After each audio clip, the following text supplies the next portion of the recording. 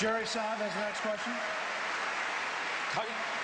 Congressman Paul, South Carolina has 7 major military bases and thousands of people employed in the defense industry. But you want to make major cuts in defense spending, several $100 billion in the coming years, that inevitably would cost South Carolina jobs.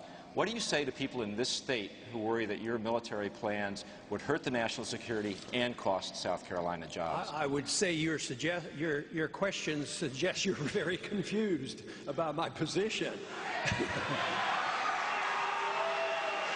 I want to cut money, overseas money. That's what I want to do. I want to cut military money. I don't want to cut defense money. I want to bring the troops home. I'd probably have more bases here at home. We were closing them down in the 1990s and building them overseas. That's how we got into trouble. So we would save a lot more money and have a stronger national defense, and that's what we should do.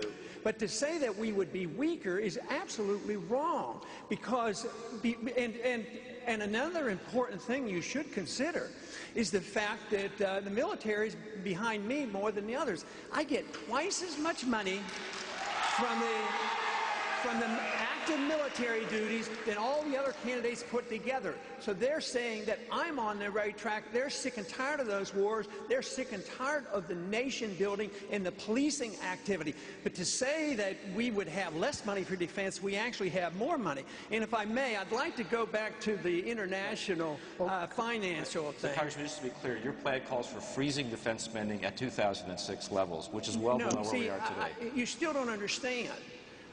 What's he missing, Congressman? You don't understand there's a difference between military spending and defense spending. Just because you spend $1 billion on an embassy in Baghdad, bigger than the Vatican, you consider that defense spending. I consider that waste. So now, if you want to, a little while ago we were talking about, funding the unemployed. Of course, that should be privatized, and I don't support it. But I don't support cutting that off like that. I'd cut some of this military spending, like Eisenhower advised us. Watch out for the military-industrial complex. Defend this country. We have to have a strong national defense, but we don't get strength by diluting ourselves in 900 bases, 130 countries. That is where the problem is. But you need to understand that there's a difference between just military spending and defense spending. Just to spend money. We understand this domestically. If you spend more money domestically, we know it's wrong, but we're supposed to spend more money, and that's conservative. I've never quite understood this. We're supposed to be conservative, spend less money. I'd like to ask a question about keeping money for all of the candidates down the line.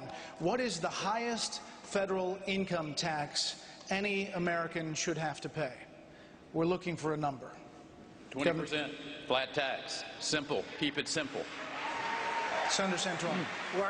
My plan has 2 rates, 10 and 28%, which is the highest rate under Ronald Reagan when he cut taxes. Governor Romney. I'd like to get it down to 25%, but right now it's at 35%, so people better pay what's legally required. But ultimately, let's get it down as low as we possibly can. If it's 20, if it's 25, but paying more than 25%, I think is taking too much out of our pockets. So the highest you had was 35. Well, that's what the law is right now. But 25 is where I'd like to see us go. Speaker Gingrich. I'd like to see it be a flat tax at 15%, and I'd like to see us reduce government to meet the revenue, not raise revenue to meet the government. Congressman Paul. Well, we should have the lowest tax that we've ever had, and up until 1913 it was 0%. What's so bad about that?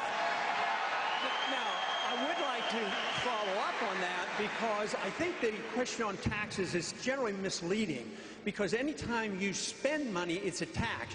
You might tax, you might borrow, you might inflate. The vicious tax is attacking the American people, the retired people today, is the inflation tax. The devaluation of the currency, the standard of living is going down, and you need to address that. And that's why I want to make the inflation tax 0 as well. So your answer is 0? 0.